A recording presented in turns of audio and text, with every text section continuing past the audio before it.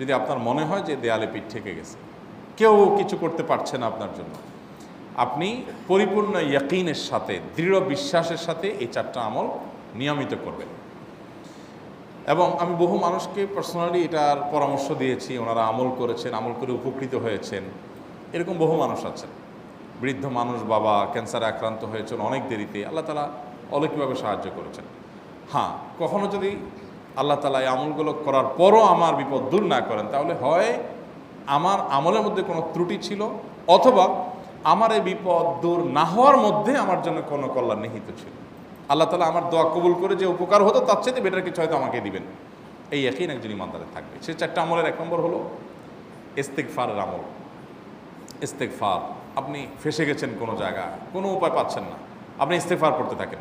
আস্তাগফিরুল্লাহ ওয়া আতুবু ইলাইহি, আস্তাগফিরুল্লাহ ওয়া আতুবু ইলাইহি, আস্তাগফিরুল্লাহ ওয়া আতুবু ইলাইহি, আস্তাগফিরুল্লাহ, আস্তাগফিরুল্লাহ, আস্তাগফিরুল্লাহাল্লাযী লা ইলাহা ইল্লা হুয়াল হাইয়ুল কাইয়্যুম ওয়া আতুবু ইলাইহি ওয়া লা হাওলা ওয়া লা কুওয়াতা ইল্লা বিল্লাহ। اللهم أنت ربي لا إله إلا أنت خلقتني وأنا عبدك وأنا على عهدك ووعدك ما استطعت أعوذ بك من شر ما صنعت أبوء لك بنعمتك علي وأبوء لك بذنبي فاغفر لي فإنه لا يغفر الذنوب إلا أنت সাইয়্যিদুল ইস্তিগফার। এভাবে যে কোনো ইস্তেগফার করতে থাকেন, আপনি বেশি বেশি করে আল্লাহর কাছে ইস্তেগফার, ক্ষমা প্রার্থনা করতে থাকেন, খুব বেশি। আপনার 2 ঠোঁটে অনবরত আপনি চাইতে থাকেন আল্লাহর কাছে ক্ষমা। এই ইস্তেগফার সম্পর্কে নবী করিম সাল্লাল্লাহু আলাইহি ওয়াসাল্লাম বলেছেন, মাল্লাজিমাল ইস্তেগফার, যে ব্যক্তি ইস্তেগফারকে আঁকড়ে ধরবে, আঁকড়ে ধরা মানে কি, এটা ছাড়বে না, সে পড়তেই থাকবে অনবরত। টয়লেটে যাওয়ার সময়টা, ঘুমের সময়টা, খাওয়ার সময়টা বাদে, অবসর নামাজের সময়টা বাদে, সারাক্ষণ সে ইস্তেগফার পড়বে। এরকম যদি কেউ করে, আল্লাহ রাব্বুল আলামিন জাআলাল্লাহু লাহু মিন কুল্লি হাম্মিন ফারাজা ওয়া মিন কুল্লি যায়কিন মাখরাজা, সকল পেরেশানি থেকে, সকল টেনশন থেকে বের হওয়ার পথ আল্লাহ তাআলা অলৌকিকভাবে তার জন্য আবিষ্কার করে দিবেন। এবং আমি আমার জীবনে যেটা বলেছিলাম, বিস্তারিত বলতে চাই না, এরকম পরিস্থিতি আসছে যে চোখের সামনে কোনো আপাতত রক্ষার কোনো পথ আর খোলা নেই, এমন ভয়াবহ বিপদ। ইস্তেগফার করতে করতে এমনভাবে আল্লাহ তাআলা সাহায্য করেছেন যে এটা কল্পনা করলেও মনে হয় যে স্বপ্নের মতো। কিভাবে এখন এই লোক এই জায়গায় আসলো আমার সাহায্যের জন্য, এই লোক তো এটা আমি এই জায়গায় আসার কথা না, টিকুনি এসে হাজির হয়ে গেলেন এবং উপকারটা, আমার সমাধানটা হয়ে গেল সমস্যা। তো আলহামদুলিল্লাহ, বহুবার আমি পরীক্ষা করেছি, আর আমার পরীক্ষার 2 পয়সার দাম নাই। হাদিসে বলা আছে, গ্যারান্টি দেওয়া আছে, আমার পরীক্ষা করলেই কি না করলেই কি। তাহলে একটা আমল হলো কি, ইস্তেগফার। সব সময়ের জন্য এটা কন্টিনিউয়াস করবেন, আর এমনিও অবসর সময় ইস্তেগফার করবেন। আরবদের মধ্যে সৌন্দর্য আছে, তারা বিভিন্ন ডাক্তারের ওয়েটিং রুমে বা বিভিন্ন জায়গায় মানুষ যেখানে অপেক্ষা করে পাবলিক প্লেসগুলোতে লিখে রাখে ইস্তেগফার করুন, আপনার হাইওয়েগুলোর পাশে লেখা থাকে ইস্তেগফার করুন, এবং তারা আসলে একটু পরপর দেখা যায় ইস্তেগফার করে। ভালো মন্দ গুণ সবার মধ্যে আছে, তাদের এই ভালো গুণটা আছে, ইস্তেগফার বেশি বেশি করা। আমরা ইস্তেগফার সচরাচর এইভাবে অনবরত অবসর সময় করার অভ্যাস অনেকের মধ্যেই নাই। আমরা এটা চালু করবো ইনশাআল্লাহ।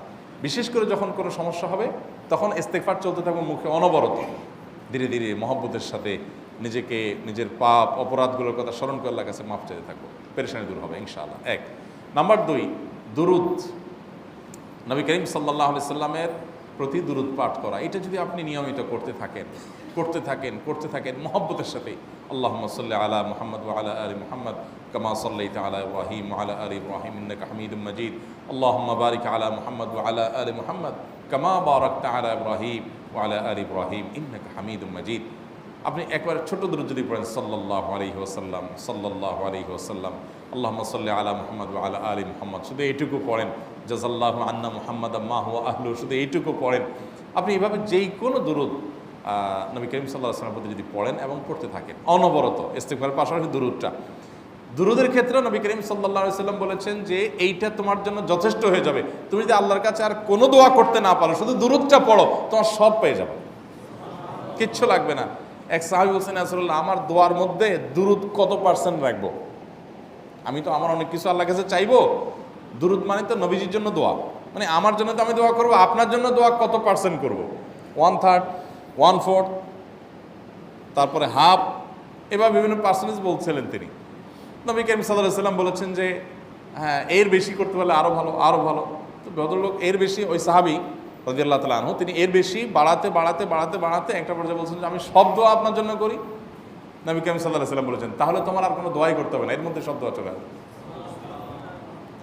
কারণ আপনি যদি বলেন আল্লাহ আপনার নবীর প্রতি আপনি রহমত নাজিল করেন, আপনার নবীর প্রতি আপনি শান্তি নাজিল করেন, আপনি যেটা দোয়া করেন, তো আল্লাহকে আল্লাহর নবীর প্রতি আপনি রহমত নাজিল করতে বললে আল্লাহ তাআলা আপনার প্রতি রহমত নাজিল করবেন কি করবেন না?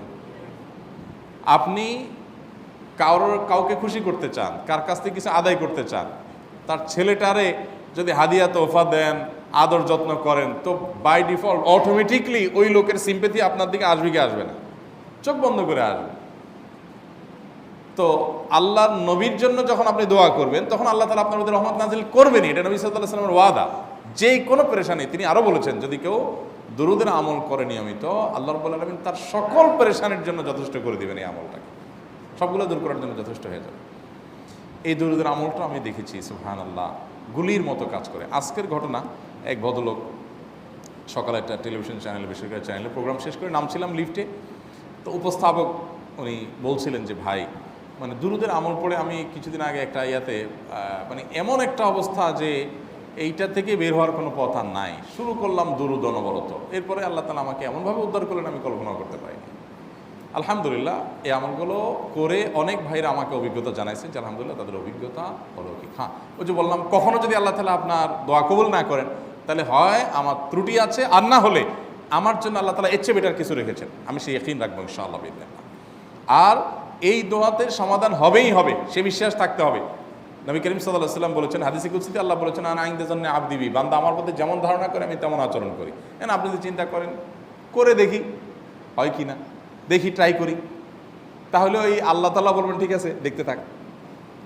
আপনি যদি ইয়াকিন করেন যে না নবী করিম সাল্লাল্লাহু আলাইহি ওয়াসাল্লাম যে বলেছেন অতএব সেটা হবেই, আর আল্লাহ রাব্বুল আলামিনের কাছে আমি ওইভাবেই চাবো যে আল্লাহ দিবেনই, আমি নিয়েই ছাড়বো, ইনশাআল্লাহ গুলি মিস হতে পারে, আপনার দোয়া মিস হবে না। ওই ইয়াকিন, ওই ঈমান আমার মধ্যে আনতে হবে, চেষ্টা করবো তো ইনশাআল্লাহ। তাহলে দুইটা আমল হলো, ইস্তেগফার আর দুরূদ। 3 নম্বর আরেকটা আমল হলো দোয়া ইউনুস।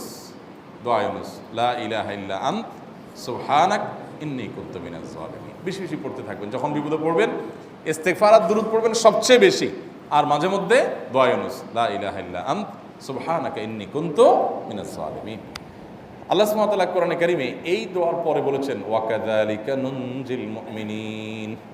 এই দোয়া পাঠ করার মাধ্যমে ইউনুস আলাইহিস সালামকে পৃথিবীর ইতিহাসের সবচেয়ে অলৌকিক ঘটনা, সকল সায়েন্স, সকল আপনার বিজ্ঞানের তত্ত্ব সবগুলোকে আপনার সবগুলোর বিপরীতে বা সবগুলোকে আপনার ভুল প্রমাণ করে দিয়ে ওই জায়গাটার জন্য আল্লাহ তাআলা ইউনুস আলাইহিসকে মাছের পেটে ঢোকার পর সেখান থেকে আবার জীবিত রেখে বের করেছেন। অক্সিজেন অভাবে সেখানে এমনি মারা যাওয়ার কথা, আরও নানা কারণে মারা যাওয়ার কথা, তাই না?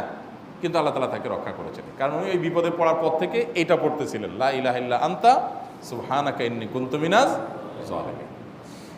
তো আল্লাহ তাআলা কোরআনে বলেছেন এটা ইউনুস, তার নবী ইউনুস আলাইহিস সালামকে আল্লাহ তাআলা এর মাধ্যমে রক্ষা করেছেন, সেটা তার জন্য খাস না, এটা তার জন্য স্পেশাল না, বরং আল্লাহ বলেছেন ওয়াকাযালিকা নুনজিল মুমিনিন, এটা দিয়ে আমি তাকে রক্ষা করেছি, একইভাবে ঈমানদারদেরকেও এইটার মাধ্যমে রক্ষা করব। এটা বড় অস্ত্র পেয়ে গেলাম। দোয়া ইউনুস বেশি বেশি পড়বো ইনশাআল্লাহ, লা ইলাহা ইল্লা আনতা সুবহানাকা ইন্নী। আমার দেশে আবার দেখা যায় বিপদ হয়ে গেলে তখন হুজুর ভাড়া করে যে ভাই আপনারা সবাই মিলে এটা 1 লাখ বার পড়ে দেন, 1.25 লাখ বার পড়ে দেন, টাকা দিব আপনারা পড়ে দেন। আপনারটা আপনি পড়বেন ভাই, হুজুরদের কাছে দোয়া চান সমস্যা নাই, আর হুজুরদেরকে খাটায়া টাকা দিবেন কেন, এমনি টাকা দিবেন না দিয়া। আর এই দোয়া নিজে নিজে করতে থাকবেন। ইউনুস আলাইহিস সালাম ওই সময় কি লোক ঠিক করছিলেন যে ভাই আপনারা সবাই দোয়া ইউনুস পড়েন, আমি গেলাম, আমি মাছের পেটে গেলাম, আপনারা বসেন সবাই দোয়া ইউনুস পড়া দেবেন, করছেন উনি? ওনারটা উনি করছেন, তো আপনারটা আপনি শুরু করবেন, দোয়া ইউনুস না।